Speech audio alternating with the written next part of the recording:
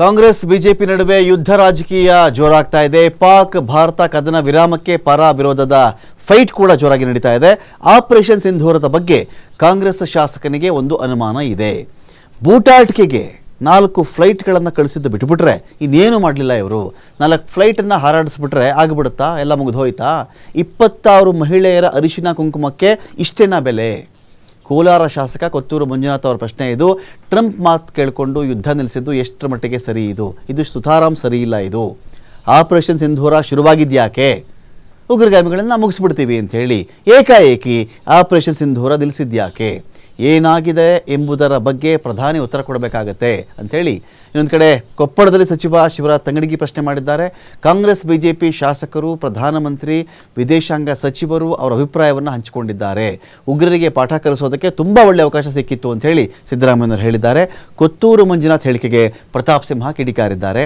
ಕೊತ್ತೂರು ಮಂಜುನಾಥ್ಗೆಲ್ಲ ಈ ದೇಶದ ಬಗ್ಗೆ ಏನ್ರಿ ಗೊತ್ತು? ರಿಯಲ್ ಎಸ್ಟೇಟ್ ಬಗ್ಗೆ ಒಂದು ಸ್ಕ್ವೇರ್ ಫೀಟ್ಗೆ ಎಷ್ಟಪ್ಪ ರೇಟು ಅಂತ ಕೇಳಿಬೇಕಾದ್ರೆ ಹೇಳ್ತಾರೆ, ದೇಶ, ಭದ್ರತೆ, ಸೈನ್ಯ ಇದೆಲ್ಲ ಗೊತ್ತಾಗಲ್ಲ ಅವ್ರಿಗೆ. ಪ್ರತಾಪ್ ಸಿಂಹ ಹೇಳಿರ್ತಕ್ಕಂಥ ಮಾತು. ಸುಮ್ಮನೆ ಬೂಟಾಟಿಕೆಗೆ 4 ಫ್ಲೈಟ್ ಮೇಲೆ ಕಳಿಸ್ಬಿಟ್ಟು ಬಂದ್ಬಿಟ್ಟು ಇದು ಮಾಡೋದಾ? ಆ ಹೆಣ್ಮಕ್ಳಿಗೆ ಇದೇನಪ್ಪ ಪರಿಹಾರ ಕೊಡೋದು? ಆ ಹೆಣ್ಮಕ್ಳಿಗೆ ಇದೇನೇ ನೀವು ಸಮಾಧಾನ ಮಾಡೋದು? ಆ ಹೆಣ್ಮಕ್ಳಿಗೆ ಇದೇನ ನೀವು ಗೌರವ ಕೊಡೋದು?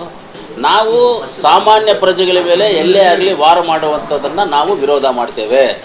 ಆ ಟೆರರಿಸ್ಟ್ಗಳು ಯಾರು, ಬೇರೆ ಯಾವುದು, ಬುಡ ಯಾವುದು, ಕೊಂಬೆ ಯಾವುದು, ರೆಂಬೆ ಯಾವುದು, ಎಲ್ಲವನ್ನು ಹಿಡಿದು ಎಲ್ಲವನ್ನು ಹೊಡಿಬೇಕಾಗಿ. ಅವ್ರು 4 ಜನ 5 ಜನ ಬಂದವರು ಎಲ್ಲೋದ್ರು?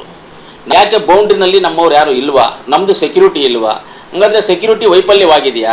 ಈ ಕೊತ್ತೂರು ಮಂಜುಗೆ ಈ ರಿಯಲ್ ಎಸ್ಟೇಟ್ ವ್ಯವಹಾರ ಬಿಟ್ಟು ಈ ದೇಶ, ಧರ್ಮ, ರಾಷ್ಟ್ರೀಯತೆ, ಯುದ್ಧ ಅದ್ರ ಬಗ್ಗೆ ಏನು ಐಡಿಯಾ ಇಲ್ಲ. ಅವ್ರಿಗೆ ಸ್ಕ್ವೇರ್ ಫುಟ್ ಹೇಳಿದ್ರೆ ಮಾತ್ರ ಚೆನ್ನಾಗಿ ಗೊತ್ತಾಗುತ್ತೆ. ಯಾವುದೇ ಘಟನೆ ನಡೀಲಿ, ಪಾಕಿಸ್ತಾನಕ್ಕಿಂತ ಮೊದಲು ಭೂತನ ಕೇಳುವಂತರು, ಅದಕ್ಕೆ ಸಾಕ್ಷ್ಯ ಕೇಳುವಂತರು ಕಾಂಗ್ರೆಸ್ನವರಾಗಿರ್ತಾರೆ.